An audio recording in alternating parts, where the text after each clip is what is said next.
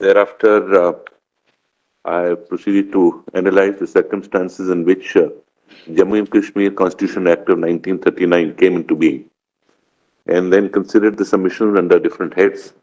Read out my conclusion. More or less, the conclusions are same, except in one of the aspects of Premnath Kaul's case, I have taken a slightly different route. That's all. तो 5 अगस्त 2019 जब article 370 को abrogate करा गया और 22 जनवरी 2024 जब राम मंदिर में प्राण प्रतिष्ठा करी गई, तो ये दोनों तारीख जो है वो हम मानते हैं कि हिस्ट्री में दर्ज किए जाएंगे। लेकिन इसी के साथ साथ में 15 फरवरी 2024, जी हाँ, ये भी वो तारीख है जब इतिहास में इस तारीख को दर्ज करा जाएगा, क्योंकि भारत के सर्वोच्च न्यायालय सुप्रीम कोर्ट ऑफ इंडिया ने एक लैंडमार्क डिसीजन दिया है। 5 जज का कॉन्स्टिट्यूशनल बेंच 15 फरवरी को एक निर्णय लेता है कि जो इलेक्टोरल बॉन्ड्स हैं वो अनकॉन्स्टिट्यूशनल हैं और डेमोक्रेसी को बचाने के लिए इलेक्टोरल बॉन्ड्स को हटाया जाना कंपलसरी है। और जैसा कि हम सबको पता है कि 2024 का लोकसभा चुनाव जो है वो काफी नजदीक आ चुका है, तो ये जो इलेक्टोरल बॉन्ड्स को लेकर के फैसला लिया गया है वो कितना बड़ा गेम चेंजर होगा अपकमिंग इलेक्शंस के लिए, इसको भी हम देखेंगे इस वीडियो में। वीडियो काफी इंटरेस्टिंग और इंफॉर्मेटिव होगा, तो प्लीज वीडियो को पूरा देखिएगा और यहाँ पे काफी फैक्ट्स एंड फिगर्स के ऊपर भी हम बात करेंगे।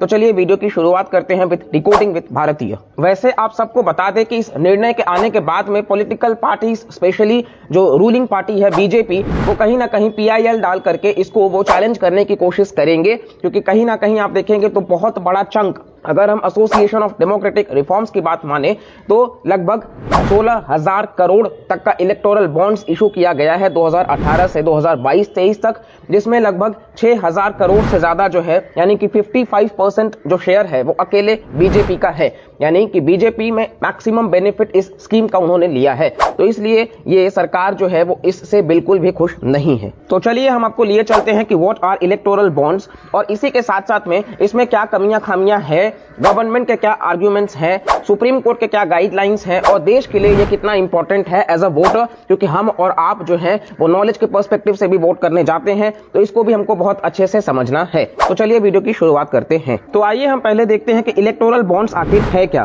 तो इलेक्टोरल बॉन्ड्स जो हैं वो बाकी बॉन्ड्स से थोड़ा सा अलग हैं। ये इंटरेस्ट फ्री बेयरर बॉन्ड्स हैं, यानी कि इस पर इंटरेस्ट नहीं मिलेगा और साथ ही साथ में ये एक कंपनी के साथ साथ में भारतीय इंडिविजुअल के द्वारा खरीदा जा सकता है। अब वो कंपनी चाहे फॉरेन बेस्ड भारत में हो या फिर वो कंपनी इंडियन बेस्ड ही इंडिया में हो, तो ये कंपनीज खरीद सकते हैं और कोई भी इंडिविजुअल कहां से खरीद सकते हैं, तो इसके लिए इनको ऑथोराइज्ड ब्रांच है स्टेट बैंक ऑफ इंडिया का, सिर्फ ये वहीं से खरीद सकते हैं, इसके अलावा और कहीं से भी ये नहीं खरीद सकते। और इन बॉन्ड्स को अलग अलग मल्टीपल्स में बेचा जाता है, जैसे कि 1,000, 10,000, 1 लाख, 10 लाख और 1 करोड़। और कौन खरीद सकता है, तो जो भी केवाईसी कंप्लायंट अकाउंट है वो डोनेशंस दे सकते हैं किसी भी पॉलिटिकल पार्टी को। और इसी के साथ साथ में आप देखेंगे तो ये कहीं ना कहीं एनोनिमस है, क्योंकि कौन दे रहा है और किसको दे रहा है ये दोनों ही जो है वो मेंशन नहीं होगा उस बॉन्ड पर, डोनर का भी नाम नहीं होगा और किस पार्टी को देना है ये भी नहीं होगा। हालांकि स्टेट बैंक ऑफ इंडिया सरकारी बैंक है, तो जो रूलिंग पार्टी है वो इस इंफॉर्मेशन को अपने साथ वो निकाल सकते हैं, लेकिन कहीं ना कहीं ये हम आप जैसे वोटर्स तक ये बात नहीं पहुंच पाती है और यही सबसे बड़ा प्रॉब्लम हुआ करता है। यहां तक कि इस पर कोई कैप भी नहीं लगाया गया है कि कितना कोई डोनेट कर सकता है, तो कोई भी इंसान या कंपनी 100% तक डोनेशंस कर सकते हैं। पहले ये आप देखेंगे तो वो कंपनीज जो 7.5% का प्रॉफिट कर रहे थे सिर्फ वही कर सकते थे, लेकिन अब लॉस मेकिंग कंपनीज भी कर सकते हैं। और आपको पता है कि कोई भी कंपनी अगर वो प्रॉफिट नहीं बना रही है उसके बावजूद अगर वो डोनेशंस करेंगे तो उनका एक ही ऑब्जेक्टिव होगा कि कहीं ना कहीं जो सरकार आएगी उससे वो प्रॉफिट डिराइव करेंगे। तो ये मर्डर ऑफ डेमोक्रेसी भी कहा जा सकता है। और इस इलेक्टोरल बॉन्ड को आप देखेंगे तो 2017 में उस वक्त के फाइनेंस मिनिस्टर अरुण जेटली जी के द्वारा लाया जाता है, जहां पे फाइनेंस एक्ट एक मनी बिल की तरह इंट्रोड्यूस करा जाता है लोकसभा में ताकि राज्यसभा को बाईपास किया जा सके। और यहां पर 4 अमेंडमेंट किए जाते हैं। रिप्रेजेंटेशन ऑफ पीपल्स एक्ट 1951 में, कंपनीज एक्ट 2013 में, इनकम टैक्स एक्ट 1961 में और फॉरेन कॉन्ट्रीब्यूशंस रेगुलेशंस एक्ट 2010 में। और इसके तहत इन अमेंडमेंट्स के बाद में इसको इंट्रोड्यूस करा जाता है। हालांकि जैसा कि आपको हम बताएं कि इसके पहले जब तक ये स्कीम नहीं लाया गया था सभी पॉलिटिकल पार्टीज को 20,000 से ऊपर का जो भी डोनेशंस होता था उसको पब्लिकली बताना पड़ता था। हालांकि इसके बाद इन चीजों को अब हटा दिया गया है, यानी कि ट्रांसपेरेंसी जो है वो गायब हो चुकी है। अच्छा, अब अगला सवाल है कि आखिर कौन फंडिंग रिसीव कर सकता है इलेक्टोरल बॉन्ड्स से। तो वो पॉलिटिकल पार्टीज जिनको एटलीस्ट 1% ऑफ द वोट्स मिला हो हाल के लोकसभा या स्टेट असेंबली के चुनावों में, और साथ ही साथ वो रजिस्टर्ड हो under section 29A of representation of peoples act 1951 और वेरीफाइड अकाउंट होना चाहिए इलेक्शन कमीशन ऑफ इंडिया से। तो इसी के साथ साथ में जब भी किसी भी पार्टी को वो पैसे मिलेंगे बॉन्ड्स के फॉर्म में, तो वो उसको एनकैश करा सकते हैं विद इन 15 डेज, और अगर 15 डेज से ज्यादा हो जाता है तो फिर उन बॉन्ड्स का जो पैसा होगा वो प्राइम मिनिस्टर रिलीफ फंड में चला जाएगा। और ये बॉन्ड्स जो अवेलेबल होते हैं ये बेसिकली जनवरी, अप्रैल, जुलाई और अक्टूबर में हर 4 महीने के गैप में आप देखेंगे कि 10 दिन के लिए ये विंडो अवेलेबल होता है, और लोकसभा चुनाव के टाइम पे 1 महीने तक के लिए ये विंडो अवेलेबल होता है एसबीआई के पास में।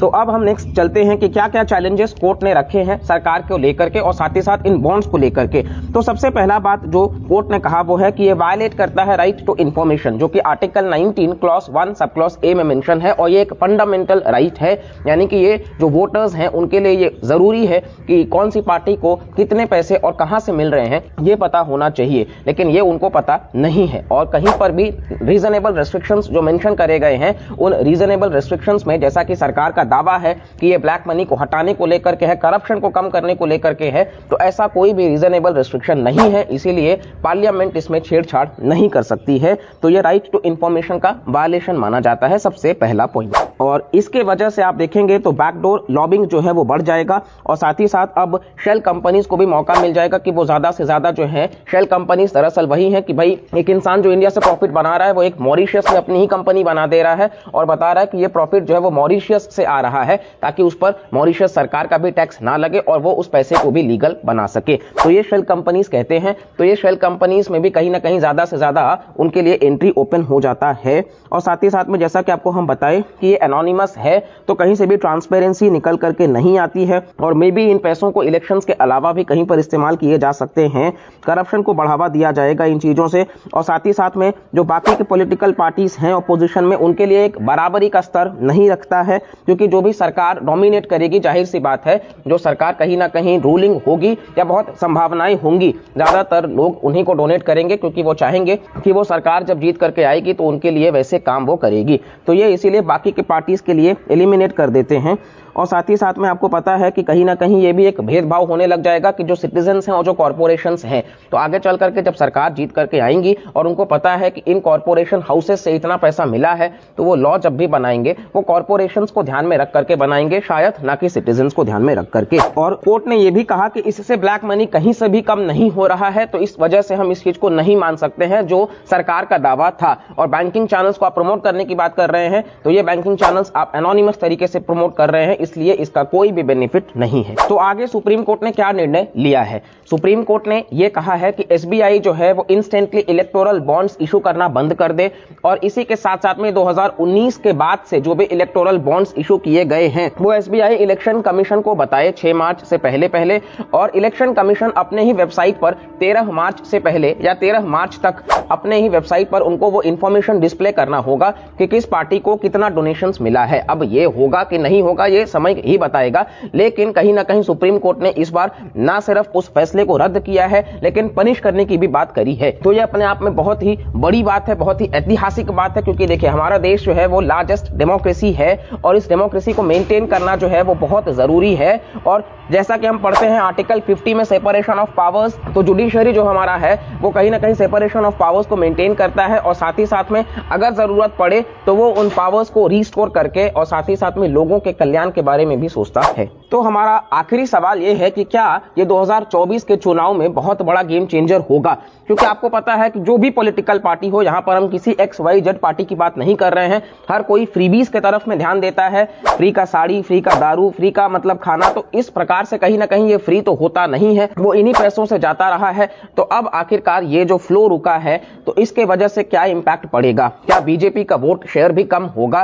क्या कहीं ना कहीं बहुत बड़ा बदलाव होगा? तो बहुत सारे सवाल हैं, हालांकि हम देखते हैं कि इनको एड्रेस जो है वो सामने करे जाएंगे, और साथ ही साथ में सरकार भी जो है वो क्या इसको शांति से लेकर के रह जाएगी या सरकार भी आगे कुछ प्रतिक्रिया लाएंगे, कुछ चेंजेस लाएंगे, ये भी हम देखेंगे। बट इसी के साथ हम अपने वीडियो को तो यहां पर एंड करते हैं। आई होप आपको वीडियो पसंद आया होगा। होगा, काफी कुछ समझ आया होगा। फिर भी कुछ डाउट रह जाता है तो आप कमेंट सेक्शन में पूछ सकते हैं। वीडियो अगर आपको पसंद आ रहा हो तो प्लीज लाइक करिएगा, चैनल को सब्सक्राइब करिएगा। आप में से 85 to 90% लोग जो हैं वो वीडियो देखते हैं और बगैर चैनल सब्सक्राइब किए चले जाते हैं। तो आप सबसे रिक्वेस्ट है कि प्लीज अगर हमारा कंटेंट पसंद आ रहा है तो टाइमली अपडेट्स आपको मिलता रहे, इसके लिए आप सब्सक्राइब कर लीजिए। और मिलते हैं अगले वीडियो में, तब तक के लिए बाय बाय।